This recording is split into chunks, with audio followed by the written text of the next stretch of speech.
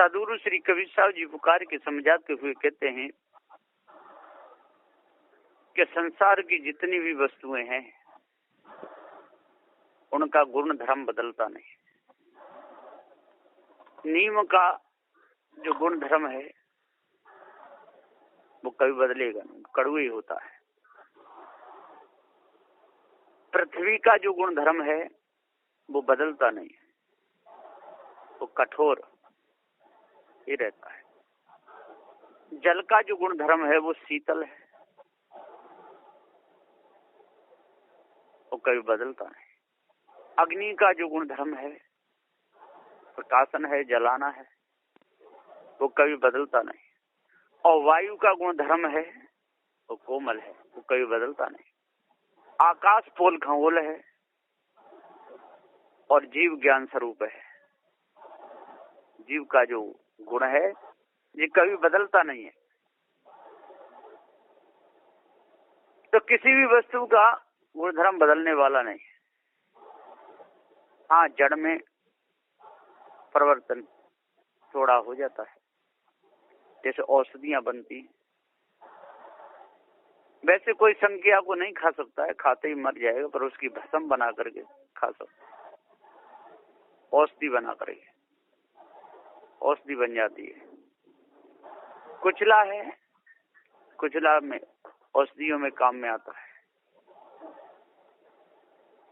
शोधन करके। इसी प्रकार से इस संसार में घूम करके और जो देख लेता है कि जड़ पदार्थों का जो धर्म है वो अलग है और चेतन जीव का जो धर्म है वो अलग है। जीव का जो धर्म है वो जानना है, इसमें किसी का कोई भी दखल नहीं हो सकता है। जानना तो जानना, जीव जानेगा। जान मात्र जीव है सोई। जीव जान मात्र है, जानता है, सब वस्तुओं के गुण धर्म को जान लेता है। और जहां भी फंसता है, जिसकी भी कल्पना करता है, ये चेतन जीव ही करता है। अपने आप को नहीं जानता, इसलिए हाय हाय में लगा रहता है। कहते भी है कि हाय हाय में सारी बीती उमरिया, सारी उम्र हाय हाय बीती।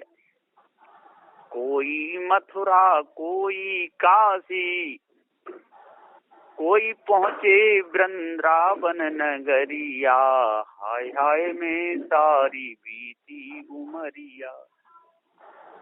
सारी उम्र हाय हाय में बीती।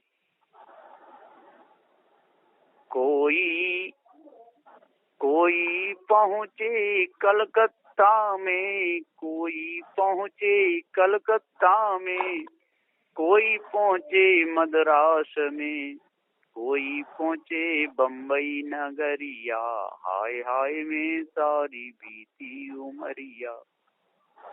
सारी उम्र हाय हाय में बीती। चारों ढूंढते रहते हैं। कोई ऊपर कोई नीचे, कोई ऊपर कोई नीचे, कोई खोजे मथुरा नगरिया, हाय हाय में सारी बीती उमरिया। सारी उम्र हाय हाय में बीती। सदगुरु जी पुकारे समझाते हुए कहते हैं कि चारों ओर लोग घूम रहे हैं। कोई नगर कोट में जामे, कोई नगर कोट में जामे, कोई करौली में शीश झुकामे, कोई घूम रहे जयपुर सी नगरिया, हाय हाय में सारी बीती उमरिया। सारी उम्र हाय हाय में बीती। खूब घूम रहे हैं। कोई पत्थर धो रहे हैं तो कोई पानी की पूजा कर रहे हैं, कोई अग्नि की पूजा कर रहे हैं, कोई किसी में कोई किसी में। सब के सब धोखे में अपने समय को बर्बाद कर रहे हैं। बंदी छोर सदगुरुदेव जी पुकार के समझाते हुए कहते हैं कि हे भाई ज्ञानियों विद्वानों, आज संभल जाओ। आज संभलने का मौका है, जो आज नहीं समझा धोखे के ऊपर धोखा, धोखे में धोखा बढ़ाता रहेगा तो वो काय का पारखी है। नाम कहता है मैं पारखी हूँ, काम बेपारखियों के करता है जी। इस ब्रह्म परमात्मा का मंडल तो पहले से चला ही आ रहा है, देवी देवताओं का मंडल पहले से ही चला आ रहा है। अब उसी में यदि कोई पारखी महात्मा, पारखी सदगुरु से भेष लेकर उन्हीं में मिल जाए तो क्या मतलब निकला। दूसरों को खुश करने के लिए लोग कुछ भी करते हैं, गुण गाने लगते हैं। देवी भागवत में पहुंच जाए तो वहां गुण गाने लगते हैं, कथा रामायण में पहुंच जाए तो वहां गुण गाने लगते हैं। तो खुश करने किसी प्रकार से लोगों को बुरा नहीं लगना चाहिए, ऐसे कहते हैं लोग। बुरा नहीं लगना चाहिए किसी को, बस खुश रहो। अब ऐसा तो पहले से लोग करते ही आ रहे हैं, और पारस सिद्धांत में आकर के जड़ चेतन का भेद को समझ करके भी ऐसा करने लगे तो वो काय के पारखी, वो नाम के पारखी, काम के नहीं। भेष बराबर है रहे और भेद बराबर ना आए, तौल बराबर गोंगची मोल बराबर ना आए। भेष बराबर है, भेष में तो कोई भी बराबर बैठ जाता है, कोई भी भेष बदल करके कहीं भी डोलता है, पर भेद बराबर ना है। सदुदेव जी कहते हैं कि जिसको जड़ चेतन का पूरा ज्ञान हो जाए वही भेद को सही जान सकता है, वही संसार बंधन से छूट सकता है, नहीं तो नहीं छूट पाएगा। भेष बराबर है रहे, भेद बराबर ना है। तौल बराबर गोंगची और मोल बराबर ना है। गोंगची होती है सोने के साथ में तुल जाती है, लेकिन सोने के भाव नहीं बिकती। इसी प्रकार से जो कामी होते हैं, जो क्रोधी होते हैं, जो लोभी होते हैं, जो मोही होते हैं, जो अहंकारी होते हैं, हठी होते हैं, सटी होते हैं, सनकी होते हैं, पिनकी होते हैं, वो भेष में तो आ जाते हैं। शराब भी पीते रहते हैं, मांस भी खाते रहते हैं, अंडा भी खाते रहते हैं, जुआ भी खेलते रहते हैं, भांग भी खाते रहते हैं, चिलम सलपा सब काम करते रहते हैं, जटाएं भी रखा लेते हैं, सिगरेट बीड़ी भी पीते रहते हैं, लेकिन वो साधु नहीं हो सकते। वो नाम के साधु हैं, काम के नहीं। वो संत नहीं हो सकते। वो ढोंगी सारे संसार को ठगते रहते हैं।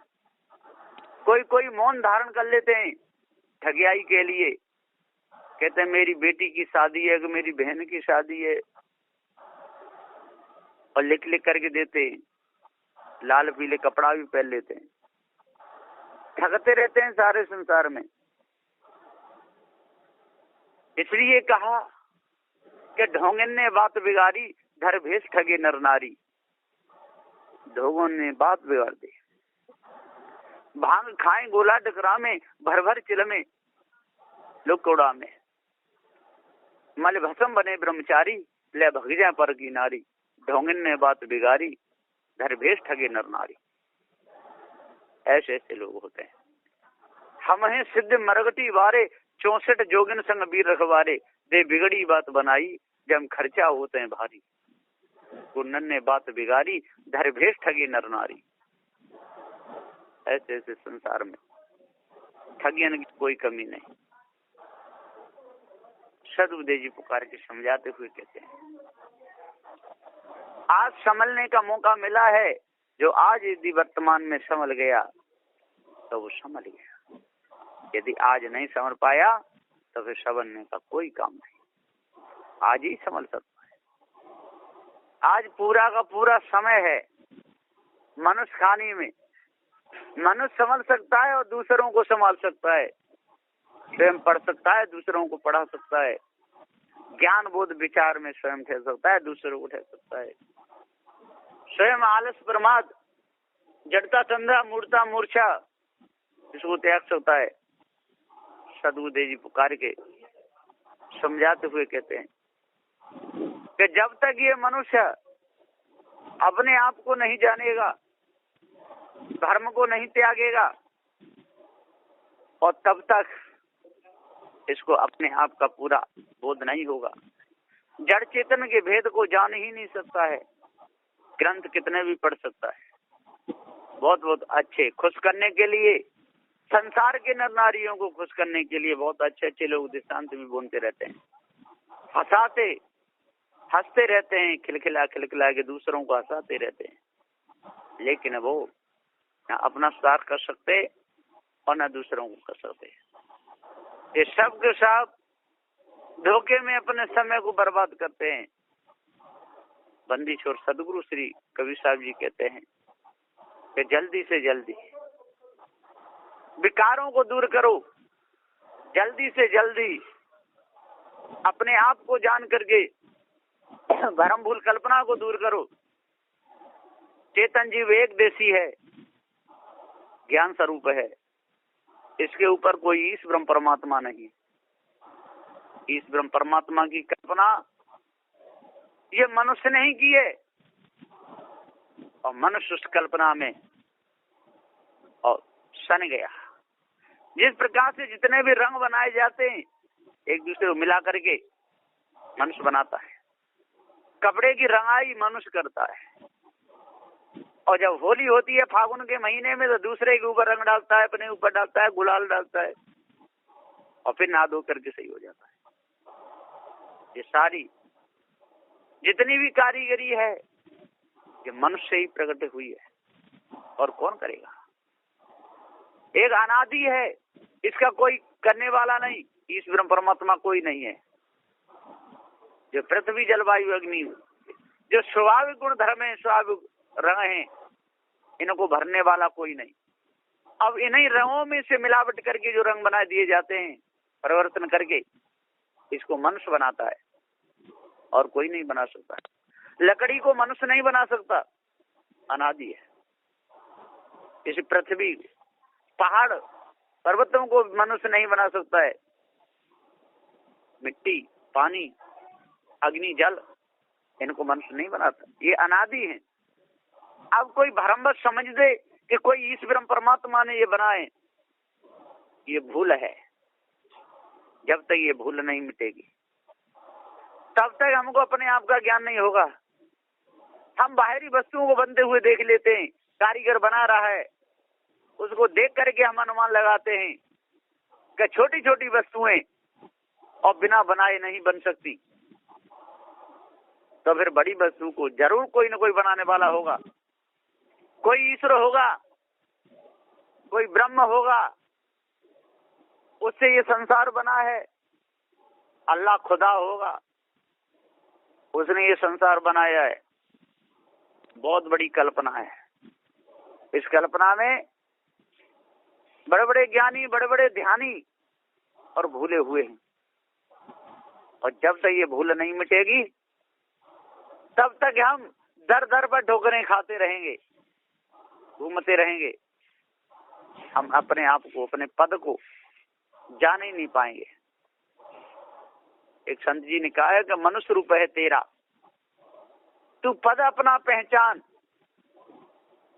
सत्संगत में आकर तू करे अपना कल्याण।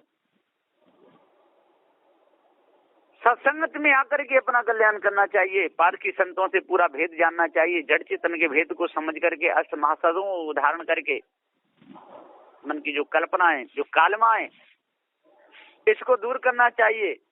यदि ये कालमा दूर नहीं हुई तो हम भूलते रहेंगे और दूसरे लोग हमको भुलाते रहेंगे।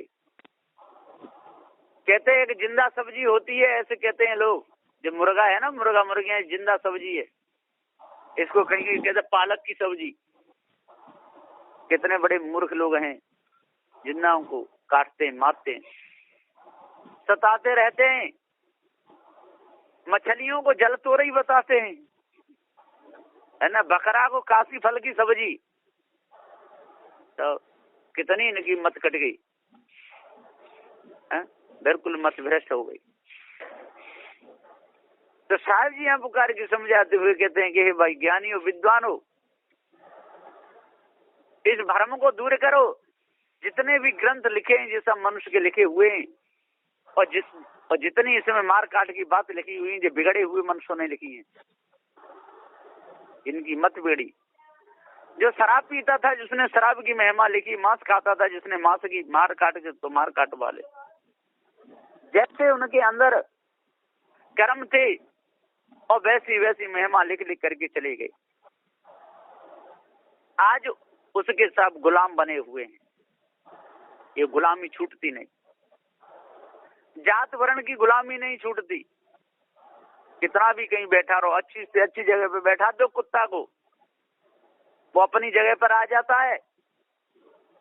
कुत्ता के लिए कितना भी सिंहासन लगाया जाए, सुंदर से सुंदर चारों ओर पंखे लगाए दिए जाएं, मेवा मिष्ठान फल उसके लिए रख दिए जाएं, उसमें उसको मौज नहीं आती, वो तो विष्ठा में ही मुंह मारेगा।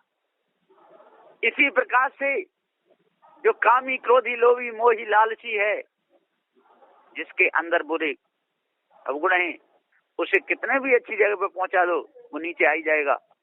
बहुत से तो साधु संत हो जाते हैं, कई वर्ष साधु पने में बिता देते हैं, संतों पूजते भी रहते हैं, भेंट विदाई के जो पैसा है उसको घर परिवार में भरते रहते हैं, और फिर संसारगामी हो जाते हैं, फिर फंस जाते हैं संसार के चक्कर में। वो वही गति है कि सोना चौक बैठा के और फिर ये पंचाट। कुत्ता को कितना भी बढ़िया चौक लगा दो, लेकिन वो तो चाट जाएगा। इसी प्रकार से सुअर जैसी मति जिसकी हो और उसको साधु बना दिया जाए, सुअर को नवा करके धुला करके साबुन से बहुत बढ़िया अच्छी जगह पर बांध दिया जाए, उसको वहां मौज नहीं आएगी। वो तो समझेगा कहाँ में नरक में फंस गया। और जब उस सुअर को वहां से छोड़ दिया जाए, और जब गंदगी में बैठ करके लोरा माता, तब समझता है कि अब तो ओहो मैं तो अमृत के कुंड में नहा रहा हूं। और अच्छी जगह पे यदि उसको बैठा रहो तो उसे बहुत बुरा लगता है। इसी प्रकार से शराब पीता हो, मांस खाता हो, जुआ खेलता हो, ऐसों को 2-3 दिन के लिए यदि सत्संग में कहीं लगा दिया जाए तो उनका एक एक दिन एक एक वर्ष के समान बीतता है। वो सोच कब शराब मिले, कब चिलम मिले, कब जुआ खेलने को मिले, इसी में वो भूले रहते हैं। इसी प्रकार से जो चंचल मती के जो होते हैं, चाहे नर हो चाहे नारी, दूसरा जन्म उनका घोड़े का होता है। घोड़ा और घोड़ी बनते, तो घोड़ी चंचल होती है और घोड़ा भी चंचल होता है।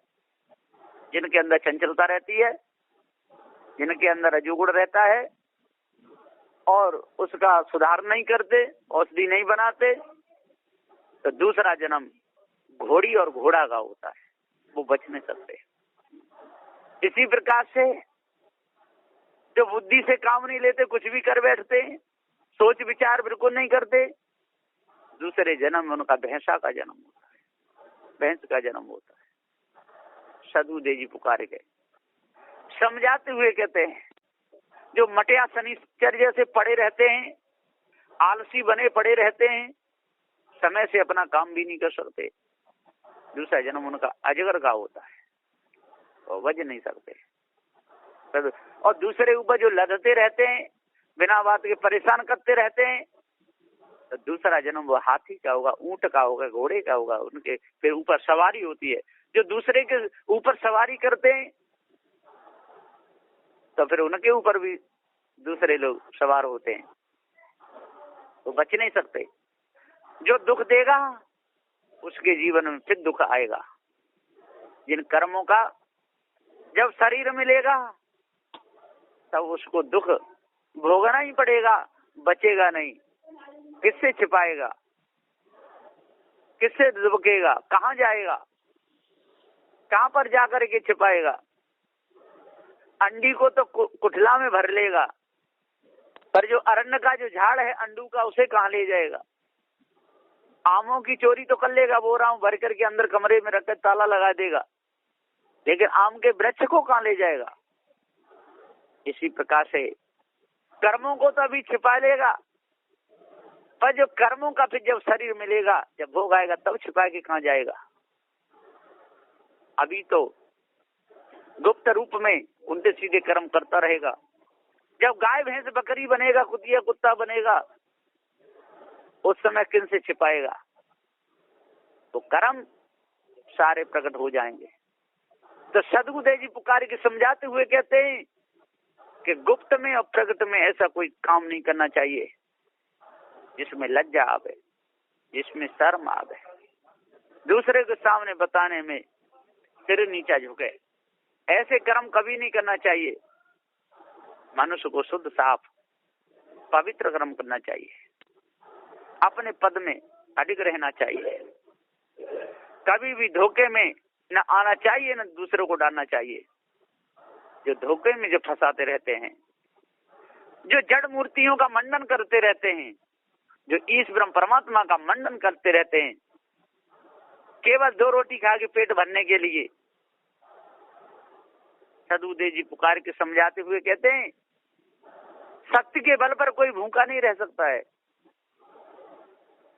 किसी प्रकार से।